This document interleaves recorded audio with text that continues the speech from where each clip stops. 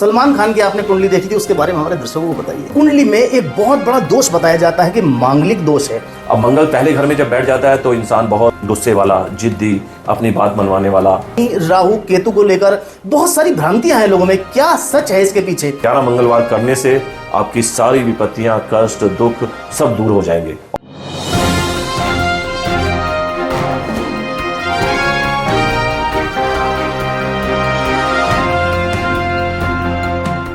नमस्कार, आप देख रहे हैं उदय प्रभात न्यूज़ और स्टूडियो में आज हमारे मेहमान हैं अमरीक सिंह खत्री जी। खत्री जी, उदय प्रभात न्यूज़ में आपका बहुत बहुत स्वागत है। नमस्कार जी। अमरीक सिंह जी एक एस्ट्रोलॉजर हैं और देश विदेश में जाके एस्ट्रोलॉजी के बारे में बताते हैं और लोगों का भविष्य बताते हैं। आज इनसे जानेंगे कुछ विशेष बात, कुछ ज्योतिष को लेकर भ्रांतियां हैं लोगों में। सोशल मीडिया पर आज तरह तरह की रील आती हैं, उसमें शनि राहु केतु को लेकर बहुत सारी भ्रांतियां हैं लोगों में, क्या सच है इसके पीछे? अमरीक सिंह जी से जानेंगे। सर, शनि राहु केतु के नाम से लोगों को बहुत डराया जाता है, क्या वास्तविकता है इसके पीछे? बिल्कुल, ये एक बहुत बड़ा लोगों में एक डर पैदा कर दिया गया है कि शनि राहु केतु जब मतलब किसी की कुंडली में जो दशा आती है तो वो यदि किसी पंडित या एस्ट्रोलॉजर के पास जाते हैं तो उनको सबसे पहले डरा दिया जाता है कि आपका राहु खराब है, आपका शनि खराब है, आपका केतु खराब है। तो लोग भयभीत हो जाते हैं। वो एक मतलब बिजनेस बन गया है लोगों को एक पैसा कमाने का, जबकि वास्तविकता ये है कि राहु जब देने पे आता है तो कमाल का देता है। अब राहु की दशा में हमने देखा है कि लोग मंत्री बने हैं, लोग बहुत बड़े बिजनेस मुकाम पे पहुँचे हैं, और जिनके पास कुछ नहीं था, जिनकी फैक्ट्रियां बंद थी, वो राहु की दशा में उनकी फैक्ट्रियां ज़बरदस्त शुरू हो गई हैं। तो राहु और जो केतु है ये वैसे छाया ग्रह है, ये जब देने पे आते हैं तो इंसान को कमाल का देते हैं। और शनिदेव जो है ये न्यायप्रिय हैं, शनि को न्यायप्रिय देवता बोलते हैं। तो शनि की कृपा जब होती है तो इंसान हर तरह से माला माल हो जाता है और सारी दुख परेशानियां दूर हो जाती हैं। बस ये है कि यदि हम कुंडली में ये देख लें कि शनि कौन से भाव में बैठा है और उसकी दशा कौन सी चल रही है और शनि की दृष्टि किस किस ग्रहों के ऊपर है, तो उस हिसाब से हम फिर उसका उपाय बताते हैं। यदि शनि उच्च का है तो फिर कुछ करने की जरूरत नहीं है। तो जब शनि की दशा आती है तो हर तरह से इंसान की सारी दुख परेशानियां दूर हो जाती हैं। खत्री जी, कुंडली में एक बहुत बड़ा योग कहें या दोष कहा जाता है, जब किसी व्यक्ति की शादी होती है, लड़की या लड़के की, तो कुंडली में एक बहुत बड़ा दोष बताया जाता है कि मांगलिक दोष है। ये मांगलिक दोष है या मांगलिक योग है? कुंडली के अंदर किस भाव, क्या परिस्थिति ऐसी बनती है जो मांगलिक दोष या योग क्या बनता है? बहुत अच्छा जी, बहुत अच्छा सवाल। देखिए, जब कुंडली हम देखते हैं, जब कोई भी हमारे पास कुंडली लेके आता है शादी के लिए, मिलान के लिए, या बच्चे का जन्म होता है, या फिर शादी में कोई प्रॉब्लम, रुकावट, अड़चन आ रही है, तो उस वक्त हम कुंडली जब देखते हैं तो कुंडली में पता चलता है कि यदि मंगल पहले भाव में बैठा होता है, फर्स्ट हाउस जो होता है वो लगन का होता है, यदि मंगल वहाँ विराजमान हो जाता है तो मांगलिक योग बन जाता है। मांगलिक योग, मंगली या मंगला, अगर कई बार होता है कि लड़के को मंगला भी बोल देते हैं कई लोग, लड़की होती है तो उसे मंगली बोल देते हैं, तो ये सब एक ही है। मंगली या मंगला या मांगली ये एक ही है कि मंगली है। अब मैं आपको विस्तार से बताता हूँ कि मंगल कौन कौन से घर में, कौन से हाउस में जब विराजमान हो जाते हैं तो मांगलिक योग बनता है, मंगली बन जाते हैं। तो कुंडली का जो पहला घर होता है, पहला हाउस लगन, यदि मंगल उसमें विराजमान हो गया तो मांगलिक हो गए। अब मंगल पहले घर में जब बैठ जाता है तो इंसान बहुत गुस्से वाला, जिद्दी, अपनी बात मनवाने वाला, किसी के अंडर में, किसी के दबाव में ना रहने वाला, तो ऐसा वो नेचर बनाता है। तो उसके लिए ज़रूरी है कि शादी के टाइम पे उसके लिए लड़की जो है वो मंगली ही होनी चाहिए। अगर लड़की है तो लड़का, लड़का है तो उसके लिए लड़की मंगली ही होनी चाहिए। तो ये है पहला घर। अब यदि चौथे घर में मंगल आ जाए, चौथा घर होता है खास करके माता का, तो चौथे घर में यदि मंगल आ जाता है तो भी मांगलिक योग बन जाता है। तो चौथे घर का जब मंगल होता है तो यदि हम मिलान करते हैं, तो यदि अगर लड़की की कुंडली हमारे पास आई है तो हम ये कहते हैं कि भाई वो ससुर के लिए भारी होता है, सास के लिए या ससुर के लिए। तो चौथा घर जो है वो माता पिता से रिलेटेड होता है। और उसके बाद आ जाता है फिर सातवां घर, सप्तम भाव। सप्तम भाव में जब मंगल आ जाता है तो सप्त मंगली बन जाता है, तो वो भी मांगलिक दोष कहलाता है, क्योंकि सातवां घर जो होता है वो पति या पत्नी का होता है। तो इसलिए उसमें यदि मंगल विराजमान हो जाए तो मांगलिक दोष कहलाता है या मंगली बन जाता है। उसके बाद आता है 8वां भाव, अष्टम भाव, 8th हाउस। उसमें यदि मंगल विराजमान हो जाए तो भी मांगलिक दोष बन जाता है या मांगलिक योग बन जाता है। तो उसमें भी यदि शादी के टाइम पे हम यही सजेस्ट करते हैं कि लड़का या लड़की दोनों मंगली होने चाहिए। उसके बाद आता है 12वां घर, 12th हाउस। तो 12वें घर में यदि मंगल विराजमान हो जाए तो मांगलिक दोष या मांगलिक योग बन जाता है। तो ये थे कुंडली के जो मतलब 12 जो घर होते हैं, उसमें से 5 घर ऐसे हैं जिसमें मंगल विराजमान हो जाए तो मांगलिक योग बन जाता है। देखिए खत्री, जब हम किसी ज्योतिषाचार्य को कुंडली दिखाते हैं तो वो बताते हैं कि मांगलिक दोष है, कई बार ऐसा भी बताते हैं कि ये मांगलिक दोष कट रहा है। क्या प्रभाव है, किन ग्रहों के कारण मांगलिक दोष, मांगलिक योग कटता है? हाँ, अब बहुत से एस्ट्रोलॉजर या बहुत से पंडितों का मानना है कि यदि मंगल के साथ शनि विराजमान हो जाए या केतु विराजमान हो जाए या राहु विराजमान हो जाए तो मांगलिक दोष का जो है वो प्रभाव कम हो जाता है या मांगलिक दोष को वो काटता है। यदि कि जबकि वास्तविक में ऐसा है कि मंगल के साथ कोई भी ग्रह बैठने से मंगल का प्रभाव कम नहीं होता है, वो मांगली ही कहलाएगा। क्योंकि हमें जो है मतलब मेरे को मान लो कि 40 से 45 साल हो गए हैं ये काम करते हुए, तो एक एक्सपीरियंस भी है। कई बार हमने बहुत सारी कुंडलियाँ जो देखी हैं, मंगल के साथ शनि भी था, मंगल के साथ राहु भी था, मंगल के साथ केतु भी था, तो उनका 10 साल के बाद या 15 साल के बाद डिवोर्स हो गया या फिर दोनों में से एक की डेथ हो गई या किसी भी कारणवश दोनों अलग हो गए। तो कहीं ना कहीं मंगल का प्रभाव रहता है। अब शनि राहु केतु साथ बैठने से मंगल को बिल्कुल भी वो काटता नहीं है, उसका कहीं ना कहीं प्रभाव रह जाता है। तो यदि उसका उपाय कर लिया जाए, अब मंगली के बहुत सारे उपाय हैं। यदि अगर एक मंगली नहीं है, दूसरा मंगली है, तो जो मंगली नहीं है उसके ऊपर उसका प्रभाव पड़ता है, उसके स्वास्थ्य के ऊपर, काम के ऊपर, पैसे के ऊपर।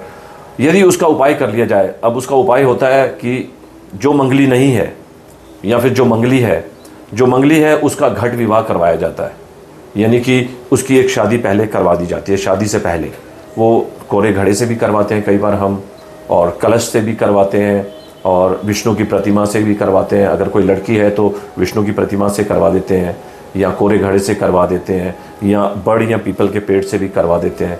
तो उससे उसका प्रभाव कम हो जाता है। तो यदि ये हो जाता है कि एक शादी उसकी हो गई तो दूसरी शादी सफल हो। देश से बाहर, हमारे देश से बाहर ज़्यादा समय बिताते हैं, और हमारे देश की बात करें तो कई बॉलीवुड के ऐसे सितारे हैं जिनकी आप कुंडली का अध्ययन कर चुके हैं और उनका भविष्य उन्होंने बताया है। आपने सलमान खान की कुंडली देखी थी? जी बिल्कुल। उसके बारे में, सलमान खान एक फिरोजा पहनते हैं हाथ में, थोड़ा सा उसके बारे में बताइए, और सलमान खान की आपने कुंडली देखी थी उसके बारे में हमारे दर्शकों को बताइए। जी बिल्कुल। सलमान साहब के बारे में बताएंगे जी। उनसे हमारी मुलाकात हुई थी 2000 में, 2000 में। उस समय उनकी शूटिंग चल रही थी, कोई तेरे नाम की शूटिंग चल रही थी बॉम्बे में ही एक बंगलों में। तो उनके बहुत अच्छे जो मेरे मित्र थे, उनके सेक्रेटरी थे विकास, तो उन्होंने मेरी मुलाकात करवाई थी।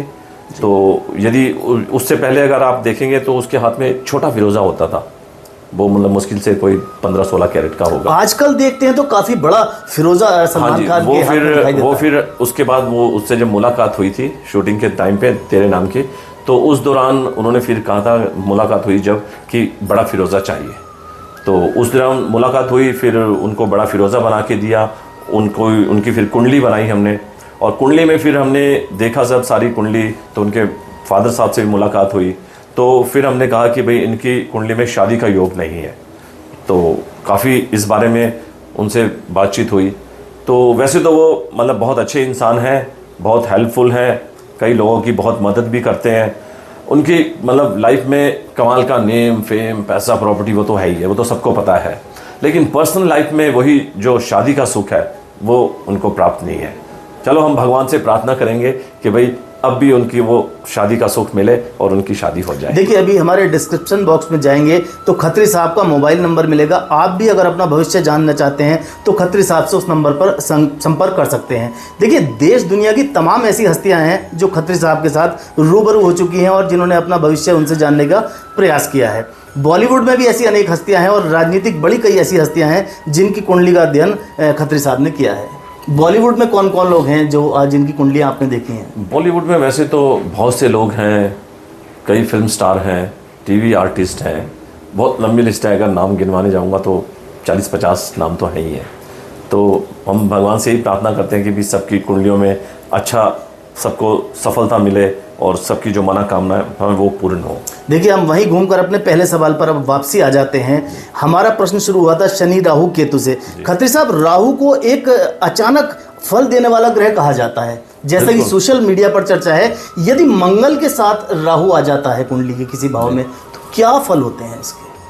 भाई, यदि अब बहुत से ऐसे हाउस हैं, यदि राहु देव जो हैं अगर अष्टम भाव में आ जाते हैं,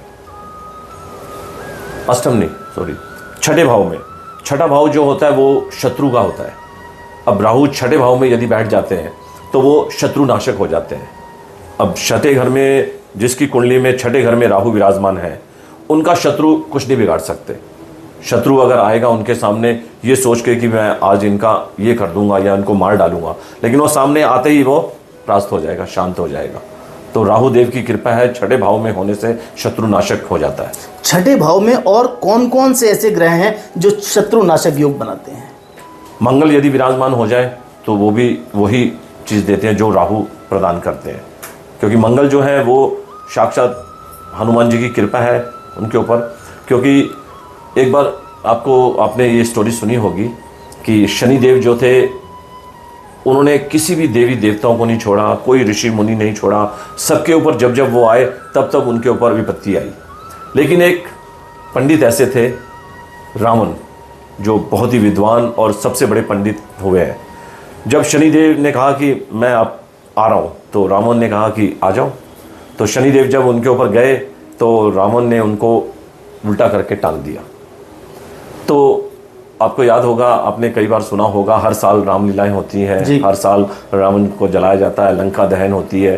तो जब हनुमान जी ने लंका जलाई तो देखा कि एक कोने में कहीं शनिदेव जी को उल्टा टांग रखा है।